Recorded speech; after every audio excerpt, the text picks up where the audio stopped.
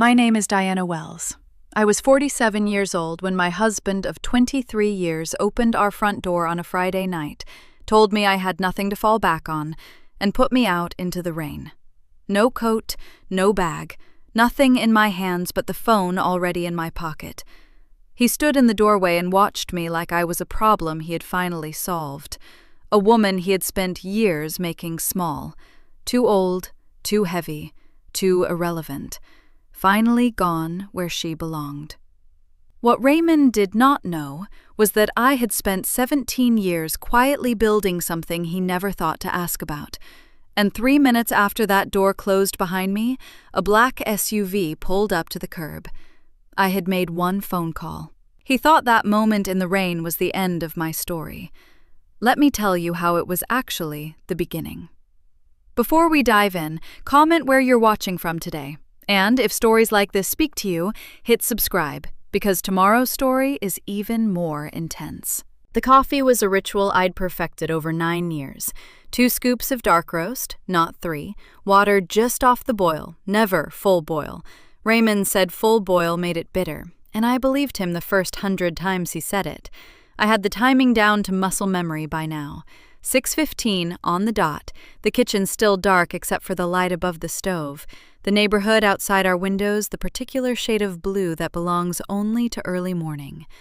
I liked that hour, if I'm honest. It was the only part of the day that was fully quiet. I used to be a corporate attorney. 17 years of precedent and leverage, contract clauses and depositions. I knew how to read a room, how to find the flaw in an argument, how to stay composed when everything around me was coming undone. Raymond used to say he loved that about me. He said it like a compliment. It took me a long time to understand it was a catalog entry.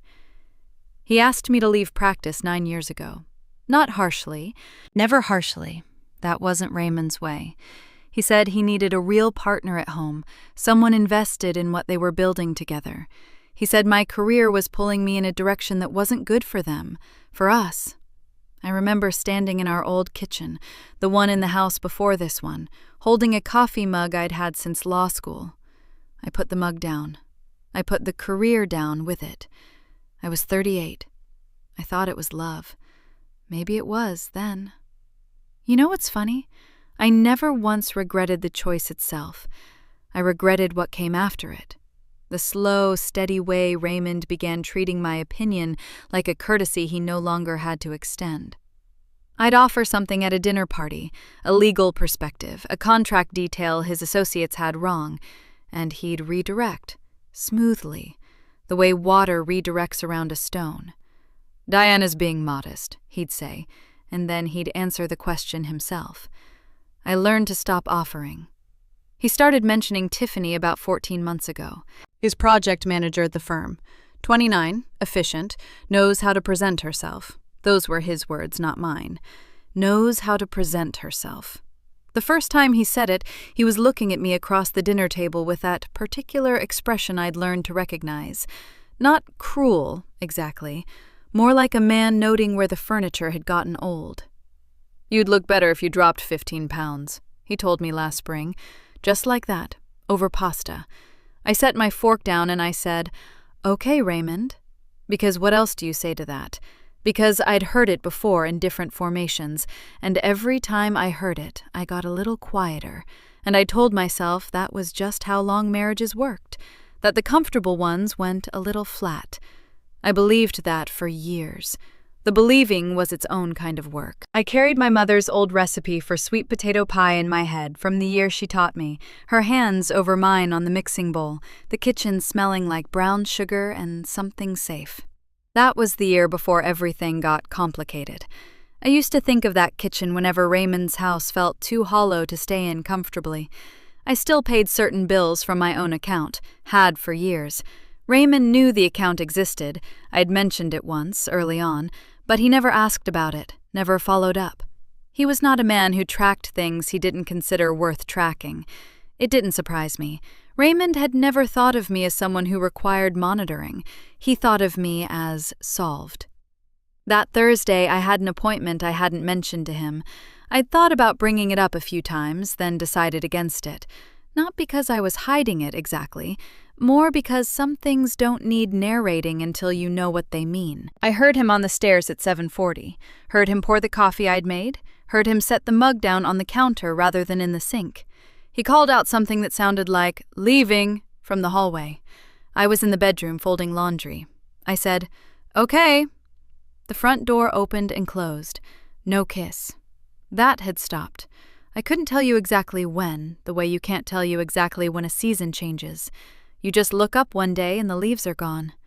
I walked to the window with a folded shirt in my hands and watched Raymond's truck back out of the driveway. He didn't glance at the house. The truck reached the end of the street, turned right, and disappeared. I stood there for a moment. Just a moment. I'd stopped wondering where he was going 3 months ago. Not because I'd given up, and not because I didn't care. I stopped wondering because I already knew the answer. I just hadn't decided what to do about it yet. Thursday was coming. He told me at 5:30. Casual, coat already on, keys already in his hand. Sidewalk ran long. I'll probably be there till 9, so don't hold dinner. I was at the kitchen counter with a glass of water. I set it down. "Okay, Raymond." He didn't look at me when he said it. He was checking something on his phone. The front door closed. His truck backed out.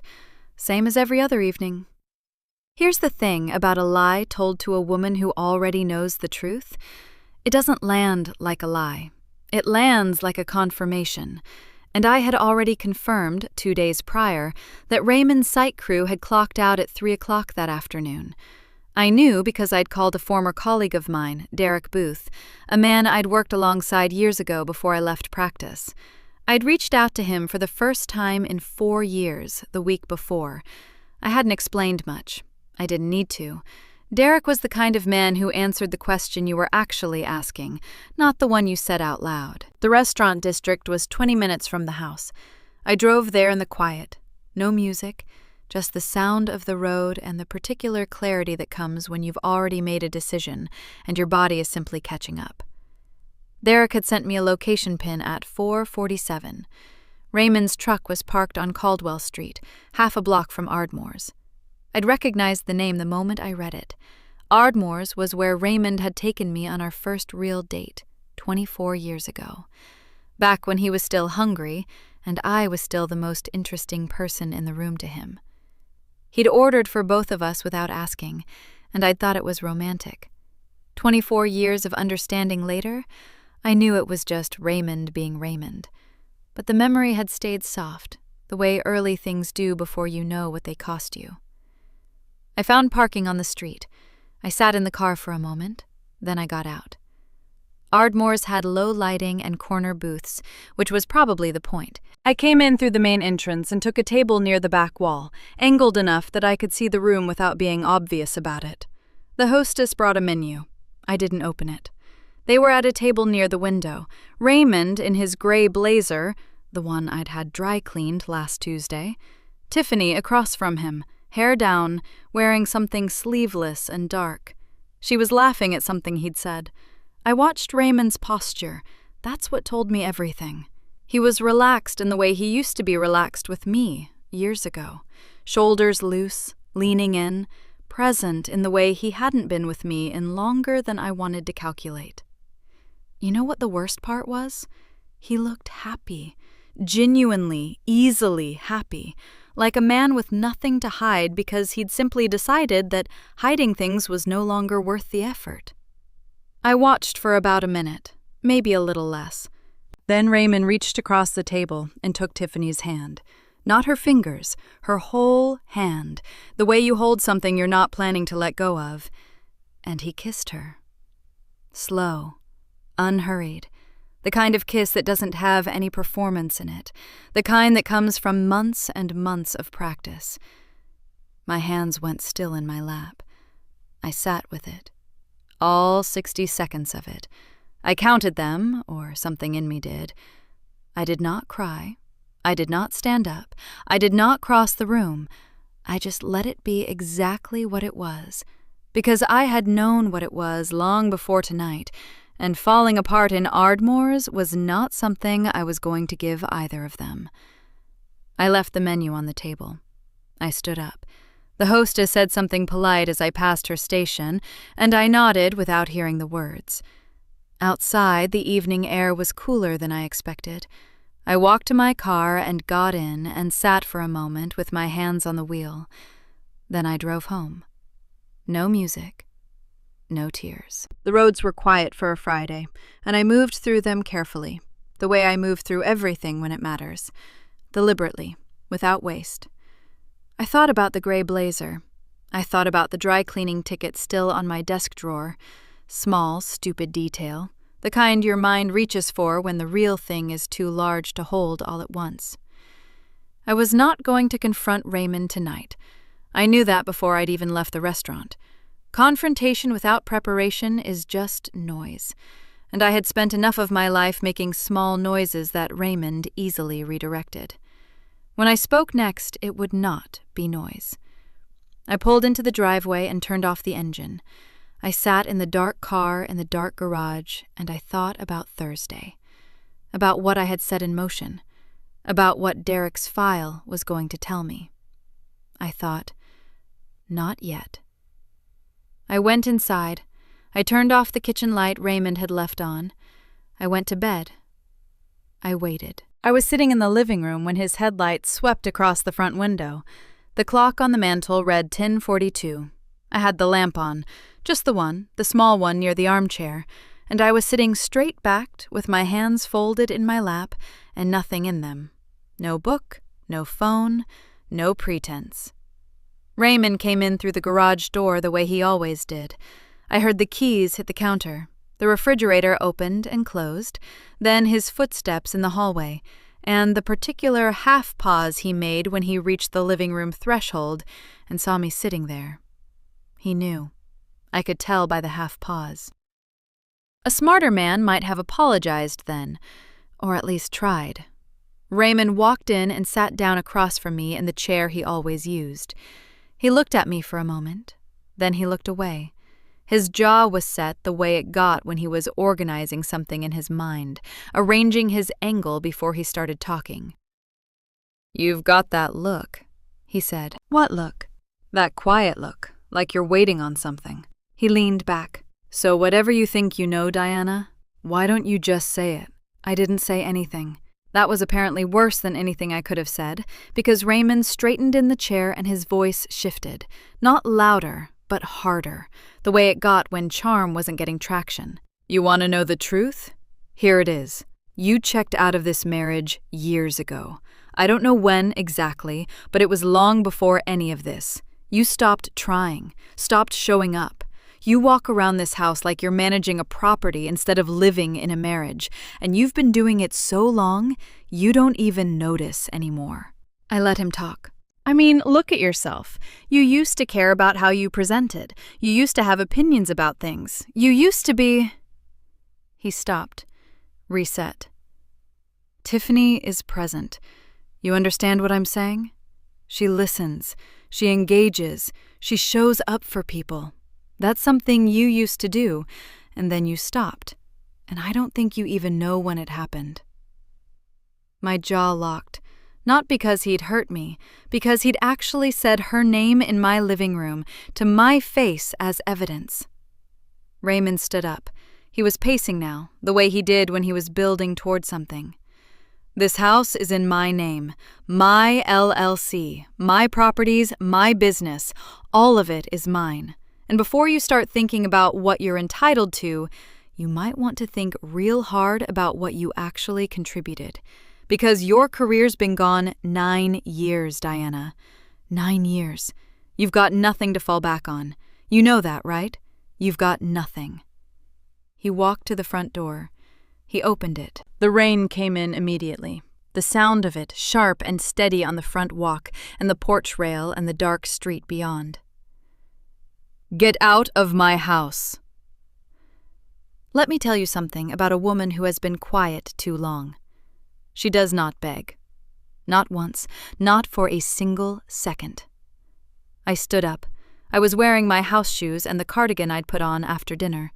I had nothing in my hands. My phone was in my pocket, already unlocked, had been for the last hour.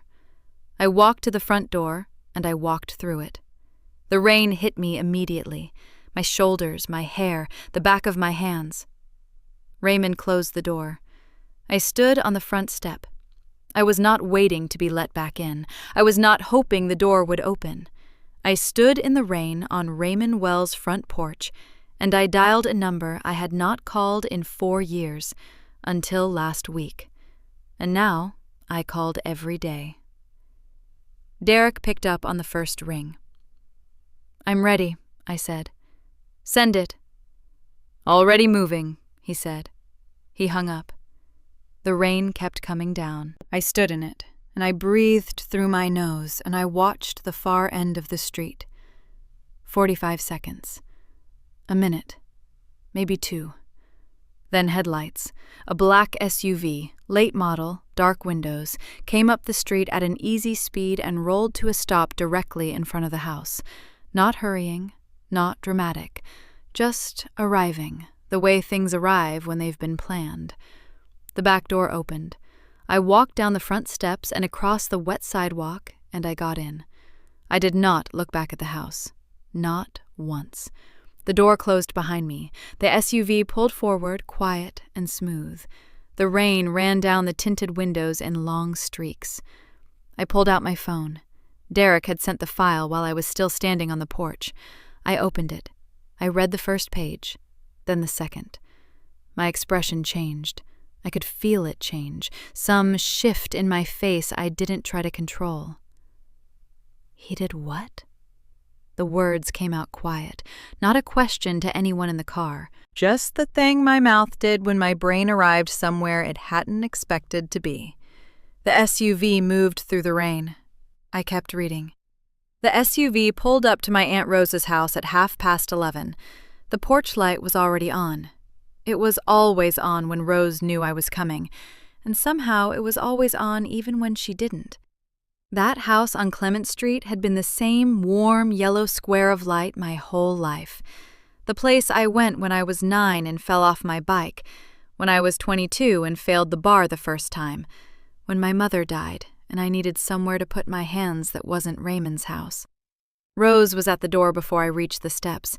She looked at my wet hair and my cardigan and my house shoes, and she didn't say a word about any of it. She just stepped back and let me in. The kitchen smelled like chamomile and something faintly cedar. 2 mugs were already on the table. She'd made tea before I called. That was Rose. She operated on a frequency the rest of the world hadn't tuned into yet. "Sit down, baby," she said. I sat. I put my phone on the table and opened the file Derek had sent. Rose set a mug near my right hand and settled into the chair across from me without asking what I needed or how I was feeling or any of the things people say when they don't know what else to do. She folded her hands around her own mug, and she waited. That was how Rose loved people, quietly and without flinching. I read the first section of the file straight through. Derek had organized it clean. Property records, LLC filings, mortgage documents, a title transfer stamped 3 months ago. His notes were brief and clinical and precise, the same way he'd always worked when we were in the same office a decade ago. I remembered the day I packed that office, the spider plant I'd kept on the windowsill for 6 years, the diplomas I wrapped in paper, Raymond standing in the doorway saying, "I just need a real partner at home, Diana. Just for a while." Just for a while had turned into 9 years. I stopped on page 4. The land parcel, a half-acre plot we purchased together in 2009. I say together, but what I mean is that my income funded it while Raymond's credit anchored the note. I remembered signing those papers at a title company on a Tuesday afternoon. I remembered being proud of it, our first real investment. 3 months ago, Raymond filed a transfer deed, moving that parcel into a newly formed LLC. I read the name of the co-owner listed on the LLC documents. Tiffany Oaks. You know what the worst part was? It wasn't even that he gave her something we built. It was that he did it so cleanly, so quietly, like erasing a line from a ledger. I went back to the file. The next section was worse. 18 months ago, Raymond refinanced the marital home, pulled $60,000 in equity from a mortgage that carried both our names, used the money to fund the startup costs for Tiffany's boutique property management firm. I could see the wire transfers mapped out in Derek's notes, clean as a diagram. I never signed a refinancing document. Not once. Not ever. I read it again to make sure I understood what I was looking at. My hands went still on the pages. Rose, I'm here. He forged my name. The kitchen was quiet for a moment, just the rain against the window over the sink and the small sound of Rose setting down her mug. I know, she said. I looked up at her. How long? She met my eyes without looking away. 6 months. I pulled the county records myself when something Raymond said at Easter didn't sit right with me. I've been waiting for you to be ready. 6 months. She had been sitting on this for 6 months, and every Sunday dinner and every phone call she had waited. Not because she didn't care, because she knew me well enough to know that a woman told too soon only reacts. A woman told when she's ready, acts. I couldn't even be angry at her for it. I looked back down at the pages. I read the refinancing section one more time, slowly, the way I used to read contracts before I signed anything, watching for the place the language turned. Then I folded the documents, precisely along their original creases, the way I used to fold briefs. Pour me more tea, I said. Rose poured. Call Derek. Tell him I need a full accounting. Every property, every transfer, every loan, every LLC filing going back to 2006. Everything Raymond has touched that has my name on it or my money behind it. I picked up the mug. All of it. Rose nodded once and reached for her phone. I reached into the kitchen drawer where Rose kept her legal pads. She'd always kept them there, ever since I was a girl doing homework at this same table, and I pulled one out. I uncapped the pen that was clipped to it. At the top of the first page, I wrote the year I passed the bar. Below it, I began writing down every property. Derek arrived at Rose's house the following morning at 8:45. He drove himself. No SUV this time, just a plain gray sedan and a leather portfolio under his arm. Derek Booth, my former colleague from the years before I left practice, was a man who moved like everything was already accounted for. No wasted steps. No unnecessary words. He shook Rose's hand at the door, accepted the coffee she offered, and sat down at the kitchen table across from me without any of the softness people usually brought into a room that felt like grief. I appreciated that more than I could say. He opened the portfolio and set a bound document in front of me, maybe 40 pages, tabbed. Full accounting, he said, going back to 2006. I opened to the first tab. We went through it section by section. The land parcel I already knew about, the LLC, the transfers, the refinancing, all of it confirmed and expanded, sourced to public records and title filings and bank wire timestamps Derek's contact had pulled together. It was thorough. It was damning. And then we got to tab 4. 4 years ago, Raymond purchased a duplex on the east side of the city. I knew about the duplex. I thought I knew about the duplex. Raymond had mentioned it as a business deal, something he'd structured on his own, and I hadn't pushed because by then I had learned that pushing meant a long evening of being told I didn't understand how development financing worked. What I did not know was that Raymond had taken out a loan in my name to fund part of the purchase. I stared at the page. $47,000, borrowed in my name, against my credit without my signature. Or rather, with a signature that was not mine.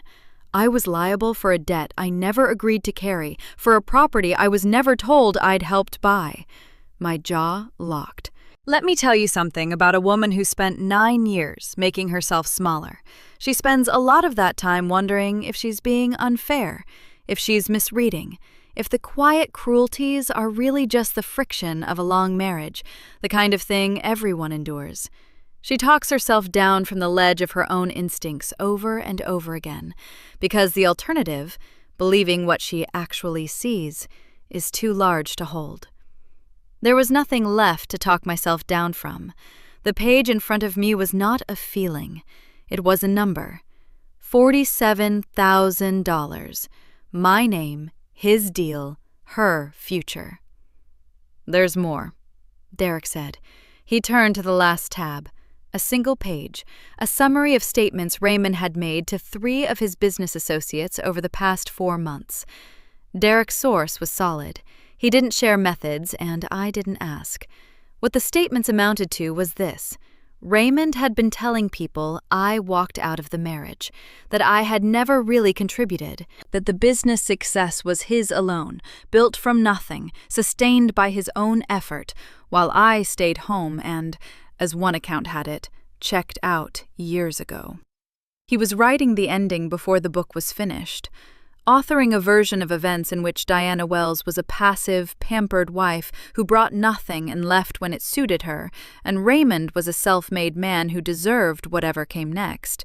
He had been building that story for months, while I made his coffee, while I sat in church next to him, while I worried about my weight and my gray temples and whether I was still someone worth looking at. I closed the portfolio. I sat with that for a moment. Just a moment. I didn't have the luxury of longer.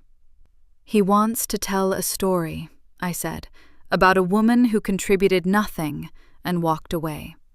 I looked at Derek. "I want him to tell that story in front of a judge." Derek nodded. No expression, no editorial. He picked up his pen. I reached for my phone. I did not call Raymond. I had nothing to say to Raymond, yet, and the things I would eventually say to him needed witnesses and a conference table. I called Tiffany Oakes, the 29-year-old who had signed her name next to Raymond's on an LLC built from stolen ground. She answered on the 3rd ring, cautious. "Hello?" "Tiffany." I kept my voice pleasant, unhurried. "This is Diana Wells. I won't take much of your time." I paused just long enough to let her wonder. "I've been reviewing the LLC filing, the land parcel Raymond transferred in March. I noticed a structural issue in the paperwork, something that could expose the secondary signatory to the fraudulent mortgage liability personally." Another pause. "I just thought you should look into it, with your own attorney." Silence. "Have a good morning," I said. I ended the call. Rose, standing at the counter with her coffee, raised one eyebrow at me. I didn't need Tiffany's loyalty. Loyalty is fragile and conditional, and it evaporates the minute the water gets cold. What I needed was for Tiffany to make an appointment with an attorney before noon and start calculating her own exposure. Fear is a more reliable engine than loyalty any day of the week. I set the phone down and opened my laptop. "Derek."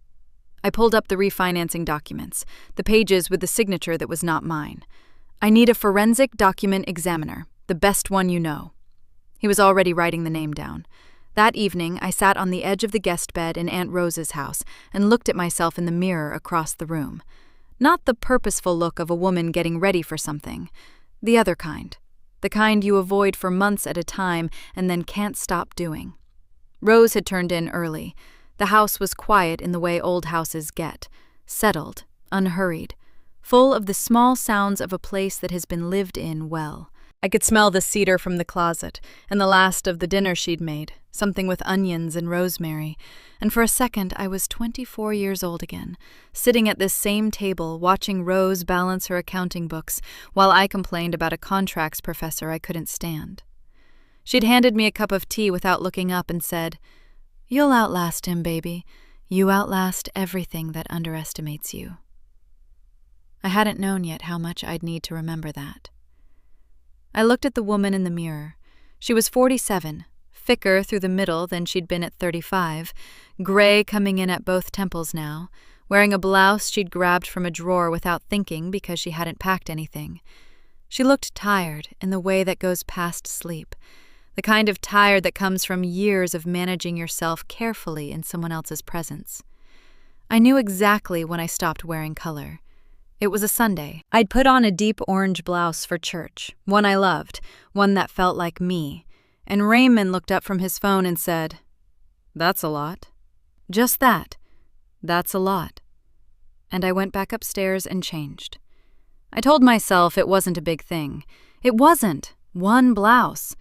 But the next time I reached for something bright, I heard his voice and I put it back. You know how many times that happened before it stopped feeling like a choice? I stopped offering opinions at dinner parties sometime in year 6. Not all at once, it was gradual, the way erosion works. He'd redirect, smoothly, publicly, with that easy charm of his, pivoting away from whatever point I'd started making toward a story about his own deal, his own project, his own instinct that paid off. The people at the table laughed, and I smiled, and eventually I just stopped starting sentences I knew wouldn't be allowed to finish.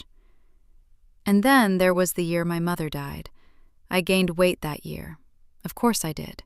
I was at hospitals, and then at funeral homes, and then at estate lawyers' offices, and I was eating whatever was in front of me and sleeping when I could, and running on grief and obligation. I came out the other side of it softer in the body and hollowed out in a way I couldn't explain. Raymond never said a word about my weight directly. He was too smart for that. But there were silences. When I got dressed. When I suggested we go somewhere nice. A particular quality of quiet that had a shape to it, and I let that shape become a verdict. I believed it. That's the part that still stings. On some low, constant frequency, I had absorbed the idea that I was less than I'd been. That Tiffany, 29, unweathered, unburdened by history, was simply more, newer, better equipped for whatever Raymond believed the next chapter of his life required. I let myself feel that fully. I sat with it there in the quiet of Rose's guest room, and I did not rush past it or dress it up. It was real. It had been real for a long time. Then I said it out loud to the woman in the mirror. He didn't leave you because you were less. My voice was steady, certain. He left you for someone who didn't know enough yet to see through him. The woman in the mirror didn't flinch. I picked up my phone. There was a photograph in my camera roll from 2 years ago, buried, undeleted, sitting in a folder I hadn't opened since the night I took it. I found it in under a minute. I knew exactly where it was.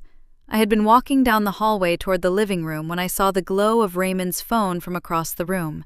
He was reading something, smiling at it, the private smile of a man who doesn't know he's being watched. I stopped. I didn't say anything. I raised my phone and took the picture quietly, his screen visible from where I stood, and then I went back to the bedroom and folded laundry and told myself it was work. That it was always work. I looked at the photograph now. It was a text from Tiffany Oakes. The timestamp was 26 months ago. The message read, "Same time Thursday?" He doesn't know. 26 months ago, I was driving my mother to her 3rd round of chemotherapy. My hands went still. The affair didn't begin after the marriage went cold, or after some turning point I could locate on a timeline and almost understand. It began while I was sitting in hospital waiting rooms, while I was making phone calls about medications and hospice options and what my mother needed in her last months on this earth. He was with her while I was losing my mother. I set the phone face down on the nightstand. I lay back on the bed, fully dressed, and stared at the ceiling. The house was quiet. Outside, something moved in the trees. I didn't reach for the phone again. I didn't cry. I just lay there in the dark and let the full weight of what I now knew settle over me, completely, like something I was finally strong enough to carry. 4 days later, I filed for divorce. Not the kind of filing where a woman checks a box and hopes for the best. The kind where every page is referenced, every exhibit is numbered, and the grounds read like the opening brief of an attorney who has been building this case in her head for months. Because that is exactly what it was.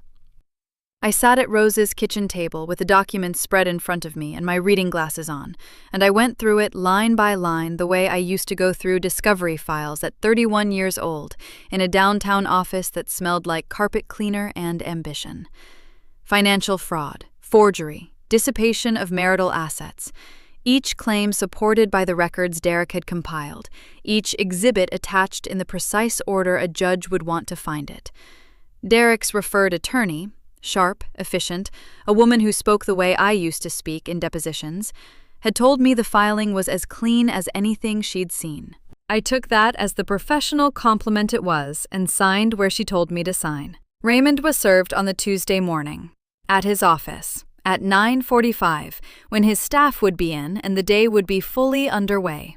I was not there to see it. I know only what Derek told me afterward, that the process server walked in, asked for Raymond Wells by name, and handed him the envelope while two of his project managers watched from the hallway. Tiffany was there. I had not arranged that. That was just the shape of his particular Tuesday. Rose and I were at brunch when it happened. A small place on the east side of town. Good eggs, windows that let in the morning light. Rose was telling me about a neighbor whose garden she had been coveting since 2019, and I was actually laughing, genuinely not performing it, when my phone lit up on the table. Raymond. I turned it face down. It lit up again. I reached for my coffee. By the time our food arrived, he had called 6 times. Rose watched me not answer. She cut into her toast and said nothing. That is one of the things I love most about her. She knows the difference between a moment that needs words and one that just needs witness. I let him call. I ate my eggs. The light came through the window and sat warm on the table between us, and for a little while, I just let it be a Tuesday morning at brunch with my aunt, which is what it was. I listened to the voicemail that afternoon, once, alone in Rose's car in her driveway. He started angry. His voice had that clipped, controlled edge I'd heard before, the voice he used when he felt publicly embarrassed and needed somewhere to put it. He said I had blindsided him, that this wasn't necessary, that we could handle things like adults if I would just call him back and stop making things dramatic. Then came the confusion, a pause, and then something shifted in his register.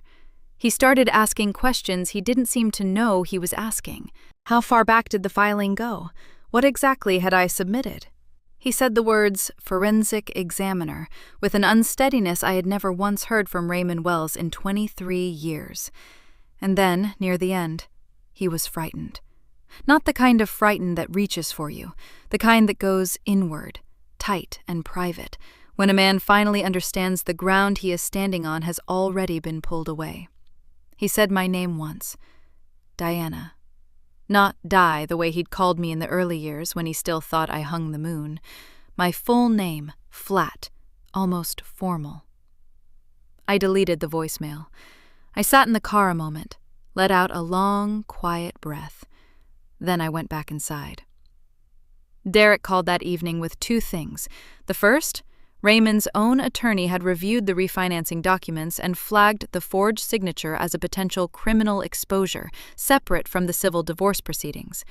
Meaning Raymond was now managing 2 different categories of consequence, and they did not overlap in his favor. The second, Tiffany had retained her own attorney. She was no longer returning Raymond's calls, according to Derek's contact at the title company. The alliance had dissolved. My one phone call, pleasant, precise, 12 sentences long, had done exactly what I needed it to do. You know what Raymond never understood about me? He thought my quiet was the absence of something. It wasn't. It was patience with a destination. Raymond wanted a meeting. His attorney had reached out to mine. He wanted to sit down, just to talk, negotiate privately before things went further. I said yes. 1 meeting. My location, my attorneys present, my terms, or not at all. His attorney agreed within the hour. That evening, I walked to the small closet in Rose's guest room and stood in front of it for a moment. I had packed lightly the night I left, just the essentials, what fit into a bag I'd kept ready for 3 weeks without telling anyone. But I had packed 1 dress deliberately. It was red, fitted, clean-lined, the color of something I used to be before I started editing myself. I had not worn it in 6 years. I pushed the other hangers aside and lifted it off the rod and held it up in the light. It was time. I arrived 20 minutes early. That was deliberate. I wanted to be seated when Raymond walked in. I wanted him to enter a room I already owned.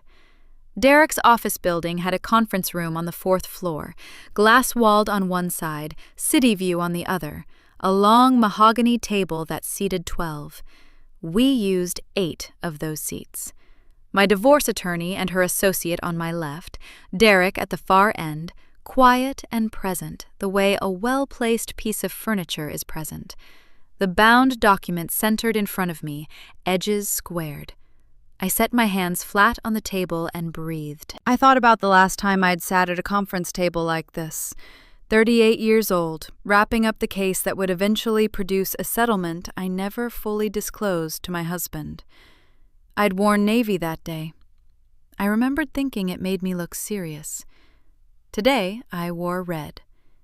Raymond came in at 11 on the dot, his attorney a half step behind him. He saw me before he registered anything else in the room. I watched something move through his face. Surprise, recalculation, and then the charm, rising like a reflex he couldn't help. He smiled. The smile he used at church, at fundraisers, at every room where he needed something. "Diana." He pulled out the chair across from me. "You look—" He paused. "Good. You look good." I didn't thank him. I looked at his attorney and nodded once. We sat. Raymond leaned forward, elbows on the table, the posture of a man trying to signal reasonableness. "Look, I know things got out of hand. The way that night went, I'm not proud of it. I said things I shouldn't have said. And I want you to know that I know that." He opened his hands, palms up. 23 years. That means something to me. It always has. I think if we can just get out from under all this legal maneuvering and talk to each other like two people who built a life together, we can find something that works for both of us. That's all I'm asking for. My jaw didn't move. My expression didn't shift. I opened the bound document. "Let's start with 2009, I said. I walked him through every page, the original purchase records for the Caldwell Street parcel, my name on the wire transfer, my income documented in the financing application, my signature on the deed. Raymond had told his associates I contributed nothing. The paper said otherwise. I let the paper speak. The refinancing documents came next. I set them in front of him without editorial. Then the LLC filing, the parcel transferred 3 months ago, Tiffany listed as co-owner. Then the duplex loan, originated in Diana Wells's name, for $47,000 Diana Wells never borrowed and never authorized. Raymond's attorney was making notes. Raymond was watching me with an expression I hadn't seen before. The specific look of a man whose story is being disassembled in front of him, piece by piece, by someone who knows exactly where every piece goes. He tried guilt somewhere around page 9. "You could have come to me. If you had concerns about the business structure, we could have talked. I never meant to exclude you." "Page 11, I said. He tried intimidation on page 14. His voice dropped into that register. Low, certain, meant to make you feel like the problem. "This is a lot of paper, Diana. Some of these transactions are a lot more complicated than you're making them look, and I'd hate for you to embarrass yourself in front of a judge with an argument that doesn't hold up." I looked at him for exactly 1 second. Then I turned to page 15. "You've claimed," I said, "that the signature on the refinancing document is mine." "It is yours." I slid a single page across the table. I watched him pick it up. I watched him read the header, Forensic Document Analysis Report, and I watched the color leave his face with the quiet efficiency of a tide going out. The report was 4 pages. The conclusion was 1 sentence. The signature on the refinancing document was definitively not consistent with Diana Wells's authenticated signature samples across 17 years of legal filings.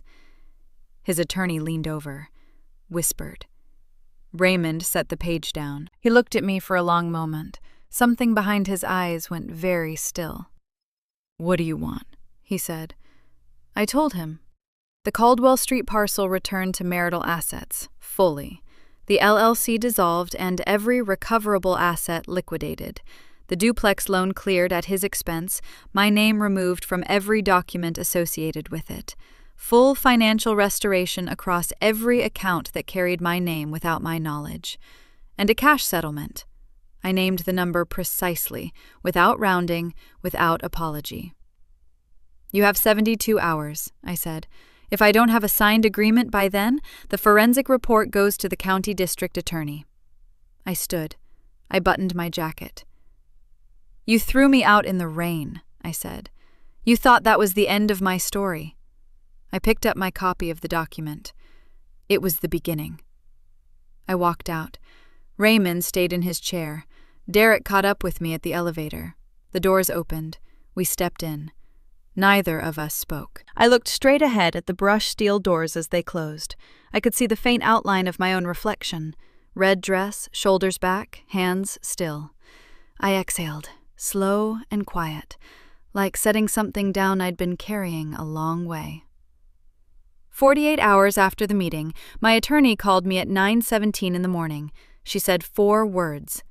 They signed, all of it. I was standing in Rose's kitchen, holding a coffee cup I hadn't drunk from yet. My hand went still. "All of it," I repeated. "Every term, exactly as written." I set the cup down. I thanked her. I hung up and stood there for a moment in the quiet of that kitchen, cedar and old books and morning light coming through the window over the sink. And I thought about Raymond sitting in that conference room after I walked out. How long did he sit there? Did he drive home? Did he call Tiffany? That's the last time I let myself wonder about him. The settlement executed over the following 10 days. My attorney was precise and fast, the kind of attorney I used to be, which is partly why I trusted her. The Caldwell Street parcel came back into marital assets and was appraised immediately. The LLC dissolved. The assets inside it were liquidated, and the proceeds came to me. The duplex loan, $47,000 in my name that I never borrowed, was cleared entirely at Raymond's expense. Every account that had carried my name without my authorization was corrected, every document amended, every record restored to reflect the truth of who I actually was. And the cash settlement. I won't tell you the exact number. I'll tell you I named it without rounding, and Raymond paid it without negotiating. You know what I kept thinking? He spent 2 years building the architecture of my erasure, transferring property, forging signatures, seeding Tiffany's business with equity he pulled out of my home. He was careful. He was systematic. He thought he was thorough. He forgot I used to read contracts for a living. The divorce filing was public record the moment it hit the courthouse system. That's not something I engineered. That's just how the process works. But the forgery detail was in the filing, plain language, supported by a forensic examiner's report. Raymond's professional circle is not a large one. Word moves fast in small ponds. 2 of his investors pulled out of an active development project within 3 weeks of the filing. Not because anyone told them to, because they read what was available to read and made their own calculations about the kind of man who forges his wife's signature to fund his girlfriend's business. Raymond's reputation, the self-made man, the charming developer, the guy everybody liked at the chamber dinners, didn't collapse loudly. It just began to thin, like ice in early spring. Still there, still holding a shape, but you wouldn't want to stand on it. I didn't gloat. I didn't make a single call to anyone in his world. I didn't have to. Tiffany's consequence arrived separately, and it arrived fully. My attorney had documented everything, the LLC signing, the startup funding, the chain of origin on every dollar Tiffany used to build her boutique property management firm. The title company received the documentation first, then the relevant licensing board, then the clients Tiffany had taken on without disclosing that her startup capital came from a fraudulent mortgage refinancing executed against a woman whose signature had been forged. Let me tell you something about consequences that are earned. They don't need your help once you've pointed them in the right direction. The title company launched an internal review within 2 weeks. Tiffany lost her real estate license pending investigation before the month was out. The firm she'd spent 2 years building, the one Raymond funded with money pulled out of my home, closed within 60 days. The professional network she'd cultivated through Raymond's introductions went cold the way professional networks do when someone becomes a liability, quietly, completely, and without a single conversation about it. She was 29 years old, starting over, and the ladder she'd climbed was gone. I didn't put my hands on that ladder. I simply made sure the right people knew what it was built on. My name was clean. Hers was not. That was enough. Raymond's adult son from his first marriage, a man I'd known since he was 19, called me on a Thursday afternoon. I took the call. He said his father wasn't doing well. He said it carefully, the way you say something when you're not sure whose side you're on. I told him I was well. I told him I acted as I had to. I told him I wished Raymond peace. He was quiet for a moment. Then he said, "I'm glad you're okay, Diana." "I am," I said, and I meant it. I wished the son no difficulty. He didn't choose any of this. Neither did I. Once. I do not forgive Raymond. I want to be clear about that. Forgiveness is something you give a person. What I felt, hanging up that call, was something different. It was release, like opening your hand and letting a stone drop. Not for him, for me. 3 days later, I sat across from my attorney and signed the last document in the settlement file. I read every line before I signed. Old habit, and a good one. I handed it to Derek, who stood by the door with his briefcase closed and his expression professionally neutral, the way it always was. Then I walked out of the office into the afternoon sunlight. 8 months later. The parking lot was half full when I pulled in. Tuesday morning, just past 8:30, the kind of fall day where the light comes in sideways and makes everything look deliberate. I sat in the car for a moment before going inside. I do that sometimes. Not because I'm gathering courage, because I've learned to take the still moments when they come. My name is on the letterhead now. Diana Wells, of counsel. Not full-time, not the 80-hour weeks I used to run in my 30s, back when I thought exhaustion was the same thing as dedication. I work the cases I choose, Tuesdays and Thursdays, sometimes a Friday if something needs closing out. Contract disputes mostly, a little asset litigation. The kind of work where 17 years of knowing exactly how people hide things gives you a real professional edge. I wear red on Tuesdays, always. The new place is mine in the way a thing can only be yours when you chose every single piece of it. A 2-bedroom condo on the east side of the city, 3rd floor, with windows that face the morning. The kitchen is smaller than the one I kept for 9 years, and I don't miss that kitchen even a little. There's a red chair in the corner of the living room, deep red, the color of something that means it. I'd wanted a chair like that for years, had actually pulled one up on a website once, back when Raymond was still in the house, and then closed the tab without knowing exactly why. Too much, I told myself. It would be too much. I bought this one the second week I was in the new place. Paid full price. Didn't think about it twice. Every morning I sit in that chair with my reading glasses on, and I review my investment statements. The portfolio is healthy. 17 years of careful, quiet decisions, seeded by the portion of that settlement I never disclosed to Raymond, grown in the long silence of a marriage where no one thought to ask what I was doing with my time. $2.3 million of patience, of discipline, of knowing on some level I couldn't always name that I needed something that was only mine. Raymond thought I had nothing to fall back on. You know what the real irony is? He was the one who taught me to be careful. Every year he underestimated me, I got a little more precise. Rose's Sunday dinners have become the rhythm of my week. I'm loud at her table now. Not performing loud, genuinely loud, the way I used to be before I learned to make myself smaller to fit inside someone else's idea of a wife. I laugh at things that are only a little funny. I argue about things that don't matter. I take second helpings without negotiating with myself about it first. Rose watches me sometimes, across the table, with an expression I couldn't name for a long time. I figured it out a few weeks ago. She looks relieved. I think about the morning I showed up at her door in the rain, an a dress I'd been wearing since before dinner, carrying nothing but my phone and the beginning of a plan. She'd had the tea ready. She always has the tea ready. There was a version of that night, years ago, when she'd spread a whole plaid blanket across my lap on a cold afternoon and told me I worked too hard and that Raymond didn't deserve the half of me I was giving him, let alone the rest. I'd laughed it off then. I was good at laughing things off. I'm not anymore. I take things seriously now, especially the good ones. I sat in that car longer than I usually do.